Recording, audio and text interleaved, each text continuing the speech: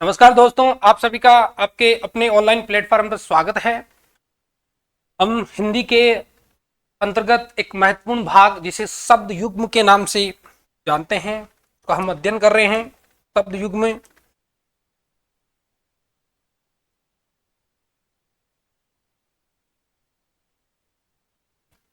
शब्द युग्म के बारे में हमने महत्वपूर्ण जो शब्द युग्म है जो बार बार परीक्षाओं में पूछे जाते हैं उनके दो भाग हम लोगों ने पढ़े हैं, उनका हमने अध्ययन किया, उनके बारे में हमने जानने का प्रयास किया। आज मैं आपके सामने तीसरा भाग लेके आपके सामने आपके समक्ष खड़ा हूं।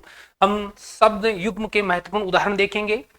ऐसे शब्द जिनका उच्चारण समान होता है लेकिन जिनके अर्थ अलग अलग माने जाते हैं उन्हें शब्द युग्म या समोच्चारित विनार्थक शब्द समोच्चारित विनार्थक शब्द कहा जाता है। विनार्थक शब्द कहते हैं, समोच्चारित विनार्थक शब्द उन्हें कहा जाता है। तो शुरू करते हैं। सबसे पहले देखते हैं मेघ और मेद। हमारे सामने शब्द युग्म है। मेघ शब्द का अर्थ बादल के अर्थ के रूप में लिया जाता है। मेघ अर्थात बादल, और मेद है। मेद की अगर बात हो तो मेद का मतलब यज्ञ से लिया जाता है, या हम हवन भी कह सकते हैं। यज्ञ या हवन अर्थात मेद। जैसे आपने सुना होगा अश्वमेध यज्ञ, तो मेद का मतलब क्या हो गया भाई? यज्ञ या हवन, और मेघ यानी बादल हो गया। उसके बाद में देखिए रूख और रूख शब्द की बात कीजिए। यहां थोड़ा आप ध्यान दीजिए। र के साथ में जब बड़ा ऊ की मात्रा लगती है और रे के साथ में जब छोटा ऊ की मात्रा लगती है तो रू, इसको हम इस प्रकार लिखेंगे और इस रे को हम इस प्रकार लिखेंगे।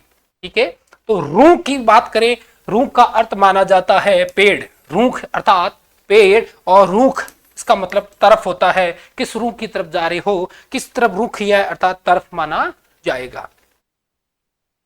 उसके बाद में क्षति और क्षिति शब्द की बात करें। क्षति और क्षिति, क्षति अर्थात हानि, हानि बोल सकते हैं। क्षति हम हानि बोल सकते हैं, नुकसान भी हम कह सकते हैं भाई। क्षति अर्थात नुकसान, हानि या नुकसान के अर्थ में इसका अर्थ माना जाएगा। और क्षिति का अर्थ पृथ्वी से लिया जाता है। क्षिति अर्थात पृथ्वी, और एक होता है भाई क्षितिज। आपने कहीं सुना होगा, देखा होगा क्षितिज शब्द के बारे में बार बार सुनते हैं, बार बार देखते हैं। जहां धरती और आसमान हमें मिलते हुए प्रतीत होते हैं उसे हम क्षितिज कहते हैं। तो क्षिति अर्थात पृथ्वी, क्षति अर्थात हानि या नुकसान। श्वेत और सफेद शब्दों की अगर मैं बात करूं, श्वेत अर्थात सफेद, सफेद अर्थात सफेद हो गया, या उजला हम बोल सकते हैं, साफ सुथरा जिसे हम कह सकते हैं। और सफेद का मतलब होता है पसीना, जिन्हें श्रम कर्ण भी कहते हैं। सफेद अर्थात पसीना, सफेद सफेद या उजला, और सफेद का मतलब पसीना माना जाएगा। उसके बाद में देखिए आप लोग कटक और कंटक शब्दों की अगर हम बात करें, कटक का अर्थ होता है भाई सेना, कटक अर्थात सेना, और कंटक का मतलब क्या हो गया भाई? कांटा। कंटक यानी कांटा हो गया, कटक यानी सेना, कंटक यानी कांटा माना जाएगा। और देखिए नीरज और नीरुज की बात करूं मैं, नीरज का अर्थ क्या होता है भाई? कमल। नीरज यानी कमल। नीर पानी को कहते हैं, नीर किसको कहते हैं भाई? पानी को कहते हैं। और जय का जब पीछे प्रयोग करते हैं किसी मूल शब्द के, तो जय जहां प्रयुक्त होता है मूल शब्द में, तो वो जो पर्याय बनते हैं वो कमल के बनते हैं। ये आप लोगों को पता है। दय आता है वो हमें बादल के बनते हैं, धी आता है तो वो सागर के या समुद्र के पर्याय बनते हैं। तो नीरज अर्थात कमल, और नीरुज का मतलब बात करें रोग से रहित, रुज यानी रोगी, रुज का मतलब रोगी, और नीरुज बिना रोगी अर्थात रोग से जो रहित है उसे नीरुज कहा जाएगा, और नीरज का अर्थ कमल माना जाएगा। प्रदीप और प्रतीप शब्दों की अगर बात करें हम लोग, प्रदीप और प्रतीप, सबसे पहले हिंदी भाषा के अंतर्गत आपका उच्चारण एकदम अच्छा होना चाहिए ताकि उसके अर्थ में आप लोग फर्क कर सको, शब्दों के अर्थ को पहचान सको। प्रदीप का अर्थ हो गया भाई दीपक, प्रदीप दीपक, और प्रतीप अर्थात उल्टा हो जाता है, विपरीत हम कह सकते हैं। प्रतीप अर्थात विपरीत, प्रदीप दीपक, प्रतीप उल्टा या विपरीत माना जाएगा। उसके बाद में देखिए वसुदेव और वासुदेव शब्द युग्म के बारे में देखते हैं हम लोग। वसुदेव कहते हैं भगवान श्री कृष्ण के जो पिता थे उन्हें वसुदेव कहा जाता है, और वासुदेव स्वयं भगवान श्री कृष्ण को कहा जाता है। वसुदेव अर्थात भगवान श्री कृष्ण के पिता और वासुदेव अर्थात भगवान कृष्ण स्वयं। वसुदेव कृष्ण के पिता, वासुदेव भगवान श्री कृष्ण खुद वासुदेव कहलाते हैं। दूती और दूती, देखिए उच्चारण दूती, दूती, दूती अर्थात चमक, दूती अर्थात चमक को कहा जाता है। और दूती का मतलब होता है जो संदेश वाहिका, संदेश जो एक जगह से दूसरे जगह पहुंचाने का काम करती है, उसके लिए दूती शब्द काम में आता है। और दूती अर्थात चमक के अर्थ में इसका अर्थ प्रयुक्त किया जाता है। कोर और कौर, कौर और कौर की बात करूं मैं, कौर का मतलब होता है किनारा, कौर अर्थात किनारा, जिसे हम तट भी कह सकते हैं।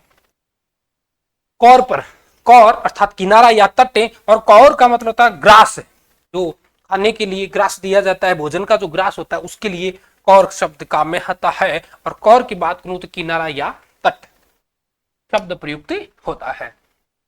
अगला हमारा महत्वपूर्ण शब्द युग्म है सूची, सची और सूची। तीन महत्वपूर्ण शब्द दे रखे हैं, इनके बारे में देखिए आप लोग। सूची का अर्थ माना जाता है पवित्र से लिया जाता है। किससे लिया जाता है भाई? पवित्र माना जाएगा, सूची अर्थात पवित्र माना जाएगा। और सची की बात करूं मैं, सची अर्थात इंद्राणी, इंद्र, भगवान इंद्र की जो पत्नी है उसके लिए शशि कहते हैं, शशि शब्द काम में आता है। और सूची अर्थात नामावली जिसे कहते हैं, अंग्रेजी भाषा में जिसे लिस्ट कहा जाता है, सूची, नामावली, सची, इंद्राणी और सूची अर्थात पवित्र। अगला हमारा शब्द युग्म है व्यंजन और व्यजन। उच्चारण देखिए, व्यंजन अनुस्वार है, व्यंजन और व्यजन शब्दों की बात करें, व्यंजन अर्थात पकवान, व्यंजन अर्थात पकवान। और वर्ण के दो प्रकार होते हैं, हम लोगों ने पढ़े थे, स्वर और व्यंजन। तो हम कहते हैं वर्ण का एक प्रकार भी मान सकते हैं इसे हम लोग, वर्ण का एक प्रकार भी हो गया हमारा स्वर और व्यंजन, आपने देखा होगा, ठीक है। उसके बाद में व्यंजन की बात करें, व्यंजन यानी पंखा, व्यंजन यानी पंखा, और व्यंजन यानी पकवान या वर्ण का एक ही प्रकार। दशन और दर्शन शब्दों की बात करें हम, दशन और दर्शन शब्द युग्म देखिए, दशन कहते हैं भाई दांत को, दांत, दंत, दांत, दंत अर्थात दशन। और दर्शन का अर्थ हो जाता है अवलोकन करना, दर्शन अर्थात अवलोकन, देखना, देखना भी कह सकते हैं हम लोग, अर्थ देखने से भी ले सकते हैं, देखना, दर्शन। और दर्शन अर्थात दांत हो गया हमारा। उसके बाद में देखिए प्रणय और परिणय, तो शब्द है हमारे सामने, देखिए शब्द युग में प्रणय और परिणय। इसमें अगर आप बात करें प्रणय की, प्रणय अर्थात प्रेम, प्रणय अर्थात प्रेम, वो परिणय का मतलब हो जाता है विवाह से लिया जाता है। किससे लिया जाएगा भाई? विवाह से लिया जाएगा। प्रणय अर्थात प्रेम और परिणय अर्थात विवाह। अच्छे शब्द है, बार बार पूछे जाने वाले हैं, विभिन्न परीक्षाओं में पूछे जाने वाले हमारे सामने जो शब्द युग्म है, तो आप लोग इसका बार बार अध्ययन कीजिए, अभ्यास कीजिए। बढ़ते हैं, देखते हैं महत्वपूर्ण हमारे शब्द युग्म निर्जर और निर्झर। सबसे पहले उच्चारण निर्झर और निर्झर। निर्झर, जर यानी बूढ़ा, जो बूढ़े नहीं हो, जो वृद्ध नहीं हो, अर्थात कौन हो गए भाई? देवता, देवताओं के लिए, सुर के लिए बात आती है, सुर भी कह सकते हैं देवताओं को। निर्झर अर्थात देवता, देवगण। और निर्झर, निर्झर कहते हैं भाई झरने के लिए प्रयोग किया जाता है, निर्झर जैसे झरना। उसके बाद में देखिए उपल और उत्पल, अति महत्वपूर्ण शब्द युग्म है ये। उपल और उत्पल की बात करें, उपल का अर्थ होता है भाई पत्थर को, इसको कहते हैं उपल अर्थात पत्थर, पत्थर हो गया हमारा। और उत्पल की बात करूं, उत्पल का अर्थ कमल से माना जाता है। उत्पल अर्थात कमल और उपल अर्थात पत्थर। उसके बाद में देखिए आप लोग उर और उरु, उर और उरु शब्द को अगर हम देखते हैं, उर का मतलब हो गया हमारा हृदय, उर अर्थात हृदय, उर की बात जानना, हृदय की बात जानना। और उरु की अगर मैं बात करूं, उरु का अर्थ जांग से लिया जाता है, जांग के लिए उरु शब्द का अर्थ माना जाता है। महत्वपूर्ण अगला चपल और चपला की बात करें हम लोग, चपल और चपला की बात करें हैं, चपल अर्थात चंचल जो है उसके लिए चपल शब्द काम में लिया जाता है। और चपला कहते हैं भाई बिजली को, किसका पर्याय है? बिजली का ये पर्याय है, बिजली का ये अर्थ माना जाता है। चपल अर्थात चंचल, चपला यानी बिजली। और जो पैरों में पहनने के लिए वो चप्पल होती है भाई, ध्यान रखना, उसके लिए चप्पल शब्द होता है। यहां बात करें हम लोग चपल अर्थात चंचल और चपला अर्थात बिजली। उसके बाद में देखिए आप लोग निशाकर और निशाचर, दो शब्द हमारे सामने, निशाकर निशाचर। निशा अर्थात रात्रि, रात्रि को जो करता है, रात्रि को जो लाने का प्रयास करता है वो कौन है भाई? चंद्रमा के लिए बात कही जाती है, रात्रि को करने वाला अर्थात चंद्रमा। निशाचर रात्रि में जो चलने वाला है वो कौन है भाई? राक्षस हो जाता है, असुर हो जाता है, दैत्य हो जाता है। निशाकर चंद्रमा, निशाचर अर्थात राक्षस। उसके बाद में देखिए पूर्व और पूर्व, पूर्व और पूर्व शब्दों की बात करूं, पूर्व नगर या शहर हो जाता है पूर्व का, नगर या शहर के अर्थ में इसका अर्थ माना जाता है पूर्व, जैसे जोधपुर, जयपुर, तो पीछे पूर्व है, शहर या नगर हो गया। और पूर्व का मतलब होता है बाढ़ से, बाढ़ के अर्थ में पूर्व का अर्थ माना जाता है, पूर्व नगर या शहर, पूर्व अर्थात बाढ़। प्रवाल और प्रवार शब्दों की बात करें हम लोग, प्रवाल अर्थात मूंगा, प्रवाल भीति, आपने सुना होगा प्रवाल भीति, प्रवाल अर्थात मूंगा। और प्रवार का मतलब होता है भाई वस्त्र से लिया जाता है, किससे लिया जाएगा? वस्त्र से। प्रवाल अर्थात मूंगा, ये पानी से संबंधित है, पानी में जो लवणीय जो परत जमती है उसे मूंगा कहा जाता है। प्रवाल अर्थात मूंगा और प्रवार अर्थात वस्त्र हो गया। उसके बाद में देखिए कांता और कांतार, अति महत्वपूर्ण। कांता पत्नी को कहा जाता है या स्त्री को कहा जाएगा या औरत को कहा जाता है। और कांतार का मतलब जंगल को कहते हैं, कांतार अर्थात जंगल, विपिन वन जिसे हम कहते हैं। और कांता पत्नी, औरत या स्त्री के लिए बातें हो रही है।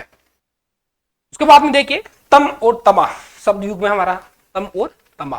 तम अर्थात अंधेरा या अंधकार, तम अर्थात अंधेरा या अंधकार। और तमा रात्रि को कहा जाता है, रात्रि या रात, क्या हो गया भाई?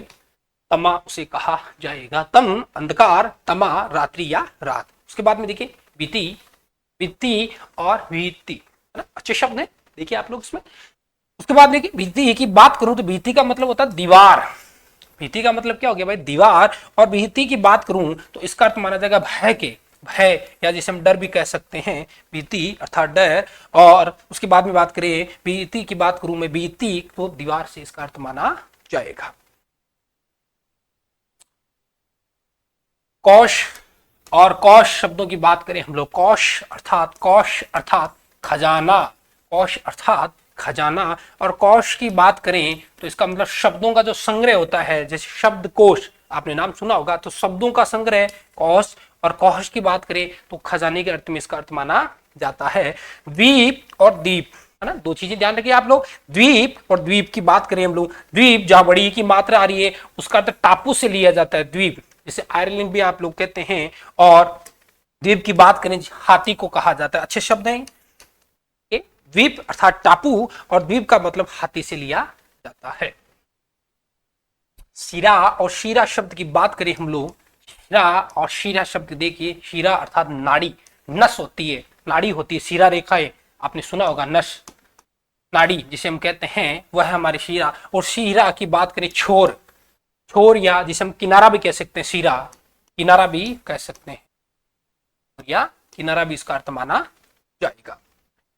मेल या मेल की बात करें, मेल या मेल की बात करें तो मेल अर्थात एकता, जैसे हमने संधि की परिभाषा पढ़ी थी, दो वर्णों का मेल, मेल का मतलब एकता हम कह सकते हैं, संयोग कह सकते हैं, योग हम कह सकते हैं, जोड़ हम कह सकते हैं। तो मेल अर्थात एकता, योग, जोड़। और मेल की बात करूं गंदगी से इसका अर्थ लिया जाता है, मेल अर्थात गंदगी और मेल अर्थात एकता या योग।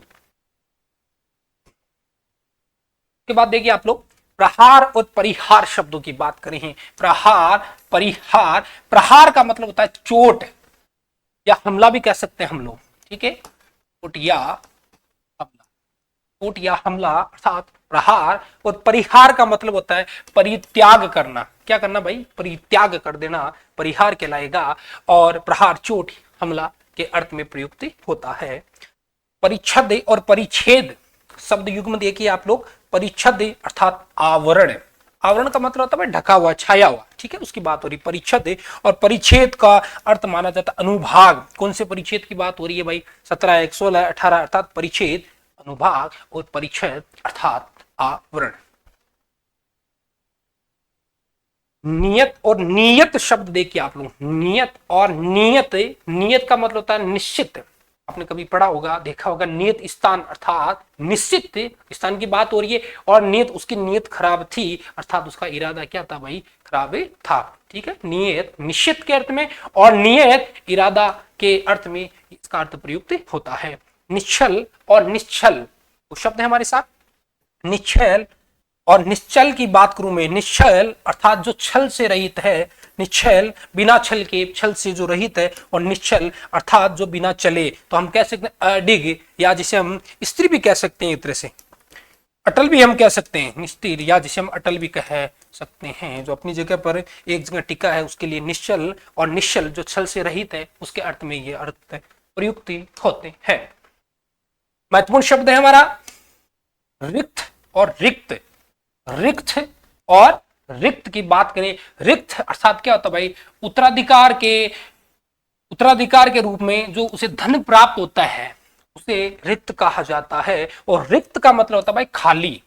रिक्त यानी क्या होता है, खाली, और रिक्त है अर्थात धन, ऐसा धन जो उसे उत्तराधिकार के रूप में प्राप्त होता है उसे रिक्त कहा जाएगा।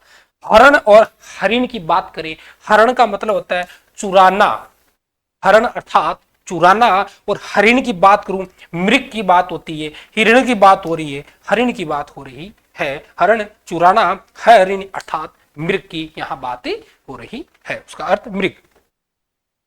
सुधी और सुधी, देखिए सुधी और सुधी की बात करें, सुधी अर्थात स्मरण, स्मरण का मतलब हो गया याद भी कह सकते हैं हम लोग, ठीक है ना, शुद्धि, स्मृति भी कह सकते हैं हम लोग जिसे, ठीक है, स्मृति भी कह सकते हैं हम लोग, ठीक है।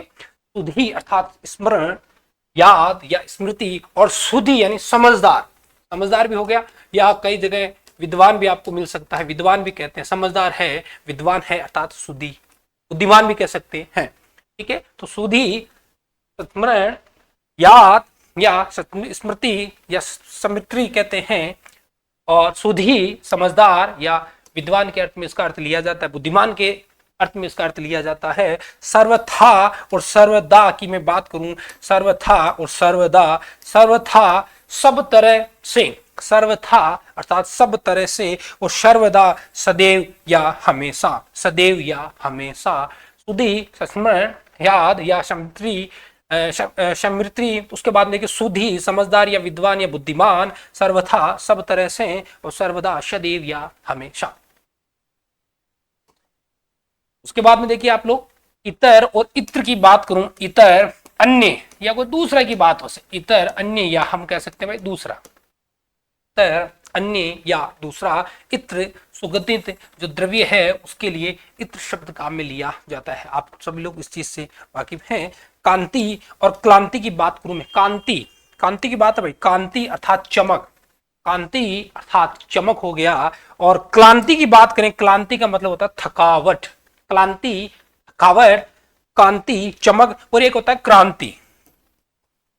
क्रांति का मतलब होता है भाई परिवर्तन या बदलाव, परिवर्तन या बदलाव, परिवर्तन या बदलाव। क्रांति, कांति हमारी चमक हो गया, क्लांति अर्थात थकावट।